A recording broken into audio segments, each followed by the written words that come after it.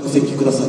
喺默土嘅環節之下，呢場足球小將嘅現實版，日本主場喺東京嘅未知數球場對呢個森巴王國足球王國巴西，而家仲係咪足球王國咧？都仲係嘅。喺上場對南韓，但係嚟到亞洲，今次對亞洲王者日本又會如何咧？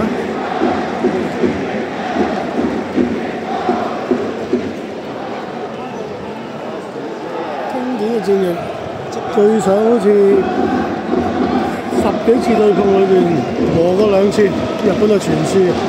今場有幾場機會擊敗呢個森巴足球王國咧，或者逼和都好啊，係嘛？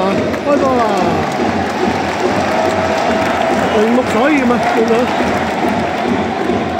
個足球小將嘅現實會唔會可以實現到咧？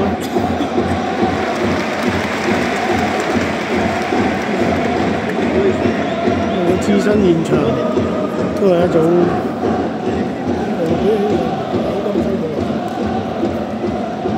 後邊就係佢哋嘅 supporter，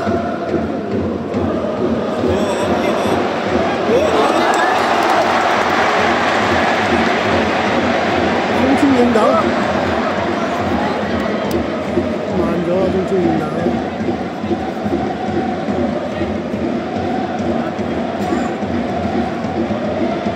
而家日本係唔怕你啊！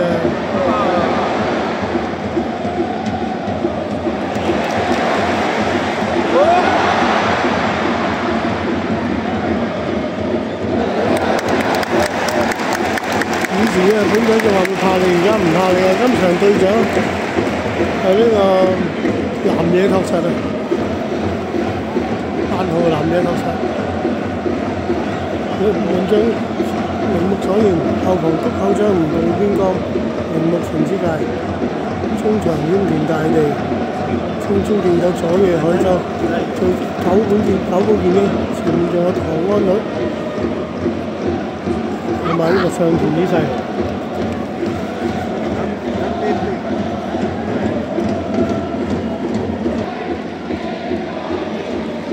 能夠容納49000球迷嘅球場，今日應該坐滿一席。我見到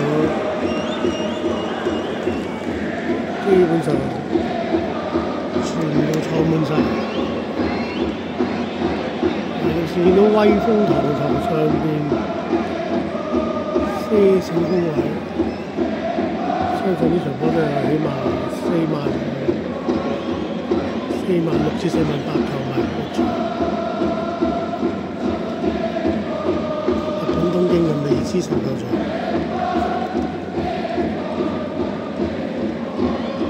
聽到佢哋打氣聲音啊，以前打 Winning 嗰啲聲音。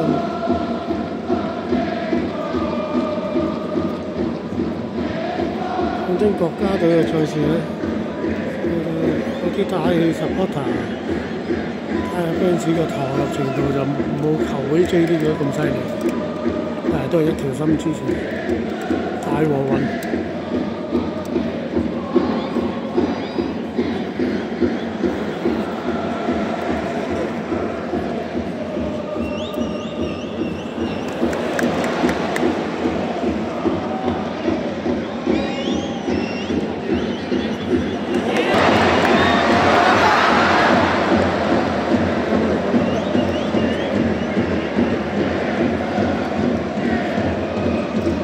日本仔真係唔驚你巴西佬啊！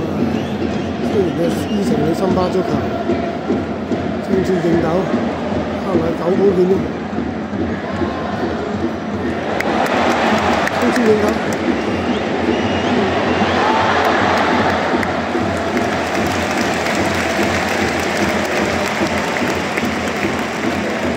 佐野海洲。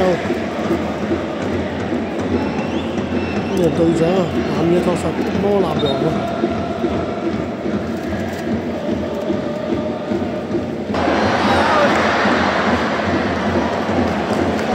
而家嘅日本仔已經唔可以事啦，雖然師承喺巴西，但係而家係懷疑住你嚟猜啊！巴西依然5個人表現好，但係日本而家整體配合啊，球員個效率啊，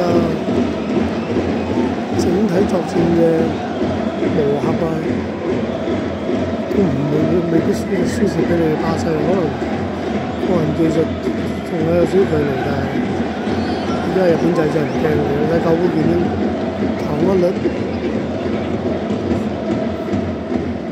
淡定啲咪得，冇去落底線啫嘛。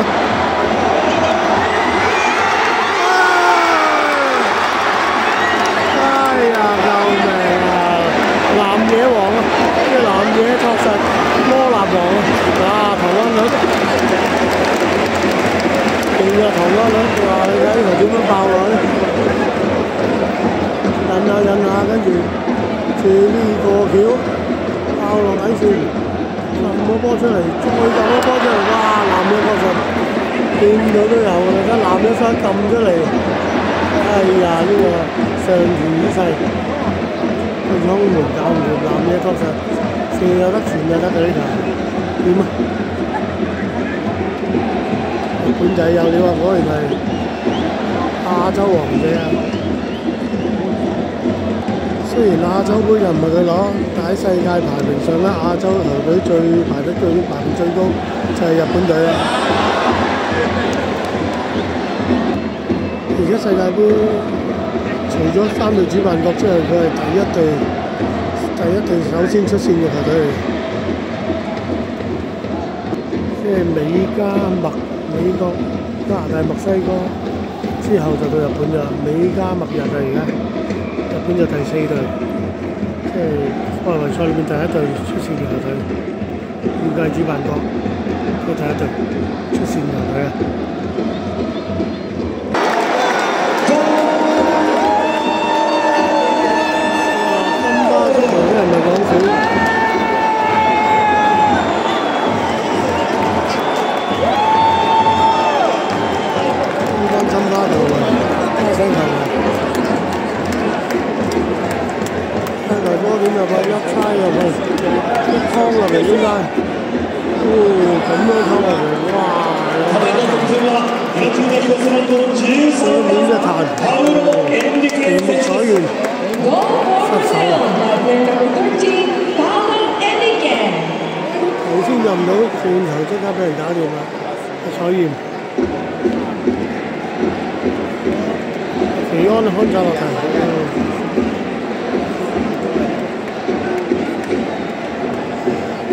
西影先1比0，上半場26分鐘 ，Come on Japan！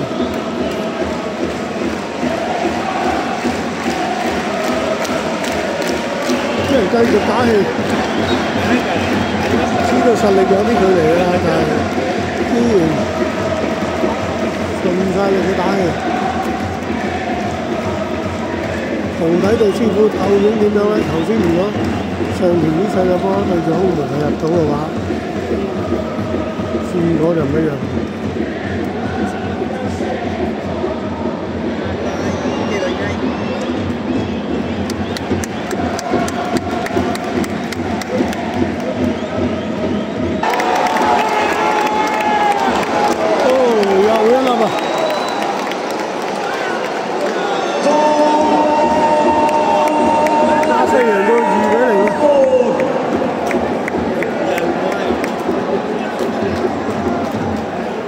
本都好耐冇對住啲咁強嘅對手啊，強隊咁高嘅對手。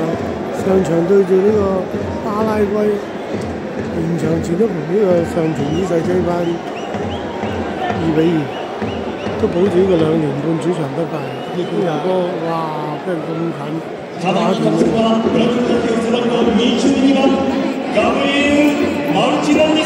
馬田尼嚟，阿仙奴嘅馬田尼嚟。近射，都是人都2比0。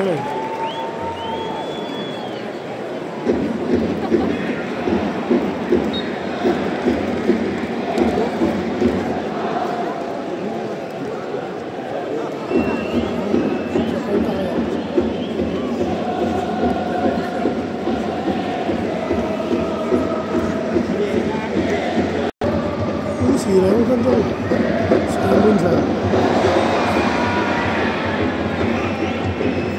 趁呢個時間就而家行個大運先，麒麟挑戰杯2025。呢個啤酒妹妹，啤酒妹妹塊面都認住，印住呢個日本會個隊徽啊！哇，長有都勒得拖毛。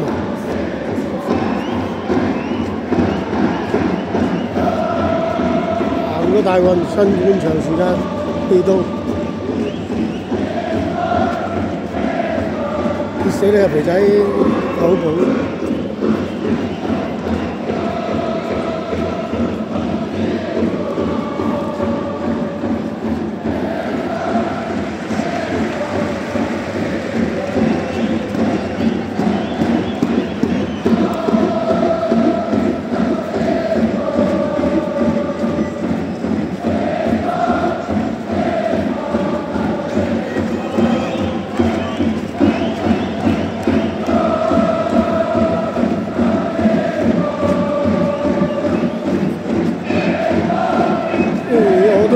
靚視覺先，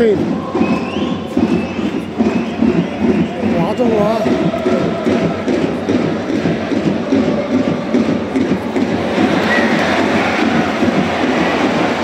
好寶仔，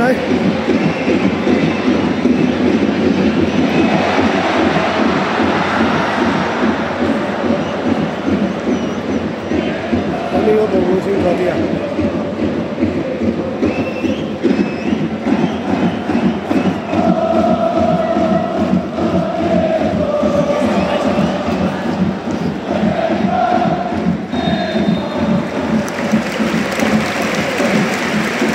半場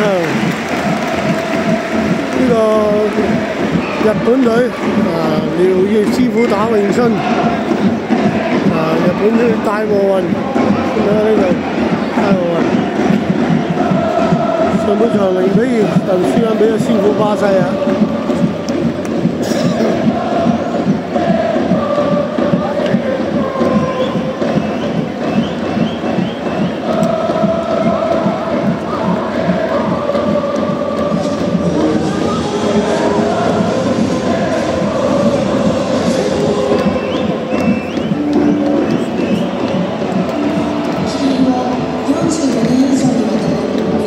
麒麟挑戰杯，日本東京未知數球場，葉邦加油啊！